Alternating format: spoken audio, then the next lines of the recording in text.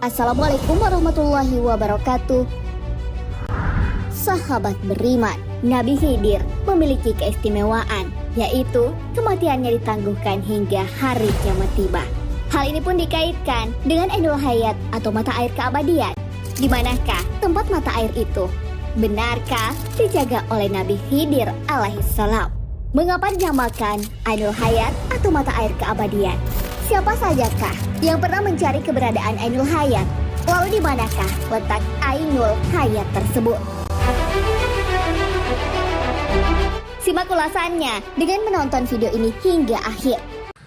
Mata air keabadian. Ainul Hayat atau dikenal juga dengan Fountain of Youth menjadi hal yang paling dicari. Namun hanya satu yang pernah menikmati airnya, ialah pengawal Raja Zulkarnain bernama Khidir. Khidir adalah seorang nabi. Beliau berhasil minum dan mandi dengan air tersebut. Menurut beberapa ahli tafsir, Ainul Hayat adalah air keabadian. Air tersebut bisa memperpanjang hidup manusia. Siapapun yang meminumnya, walaupun hanya seteguk, ia akan abadi. Dia akan meninggal jika memohon kepada Allah Subhanahu wa Ta'ala untuk dimatikan. Nabi Khidir menemukan Ainul Hayat. Kisah pencarian Ainul Hayat hingga Nabi Khidir meminumnya diriwayatkan oleh As-Salabi dari Imam Ali. Raja Zulkarnain adalah raja yang disegani orang, bahkan ditakuti semua manusia di dunia. Beliau juga adalah hamba yang sangat taat, sehingga ia selalu ditemani oleh seorang malaikat. Malaikat itu bernama Rifail. Raja Zulkarnain bukanlah tokoh fiktif, beliau benar-benar ada. Bahkan ia diabadikan dalam Al-Quran. Salah satu kisah yang diabadikan adalah perihal Ya'juj dan Ma'juj. Raja Zulkarnain digambarkan sebagai pribadi yang bertakwa, adil, dan penuh kasih sayang. Beliau mendirikan benteng untuk kaum dhaif yang sangat ketakutan pada Ya'juj dan Ma'juj. Hal ini sesuai firman-Nya. Zulkarnain berkata, "Ini benteng adalah suatu rahmat dari Tuhanku. Maka apabila sudah tiba janji Tuhanku, Dia pun akan menjadikannya rata dengan bumi, hancur lebur, dan janji Tuhanku itu adalah benar." Al-Quran Surah Al-Kahfi ayat 98. Raja Zulkarnain juga pernah mencari keberadaan Ainul Hayat. Kepada malaikat Rifail, Raja Zulkarnain menyampaikan keinginannya untuk abadi. Raja Zulkarnain ingin dipanjangkan umurnya hingga hari kiamat. Beliau ingin beribadah kepada Allah Subhanahu wa Ta'ala selama hidupnya. Malaikat Rifail pun menceritakan bahwa terdapat air yang bisa membuatnya abadi. Air itu bernama Ainul Hayat, yang berarti sumber air hidup. Setelah mendengar itu, Raja Zulkarnain pun mengumpulkan pasukan terbaiknya untuk mencari keberadaan air itu. Raja Zulkarnain juga mengumpulkan para alim ulama. Salah seorang ulama berkata, "Sesungguhnya aku pernah membaca di dalam wasiatnya Nabi Adam alaihissalam.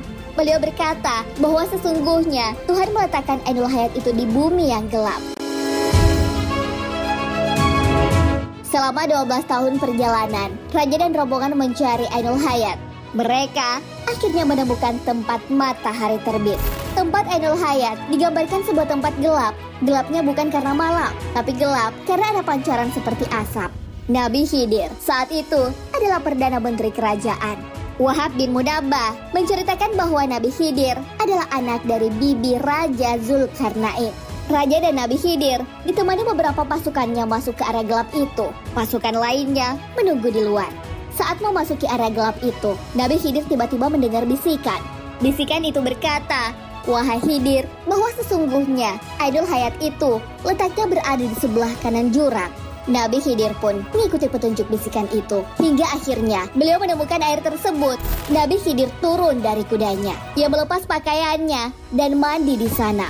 Beliau juga meminum air itu. Rasanya lebih manis dari madu. Setelah minum dan mandi, beliau kembali menemui raja. Akhirnya, beliau diperintahkan oleh Allah Subhanahu wa Ta'ala untuk menjaga Ainul Hayat dari golongan setan, jin maupun manusia. Beberapa ulama berpendapat bahwa Ainul Hayat terletak di segitiga Bermuda. Pencarian Ainul Hayat dari berbagai kerajaan.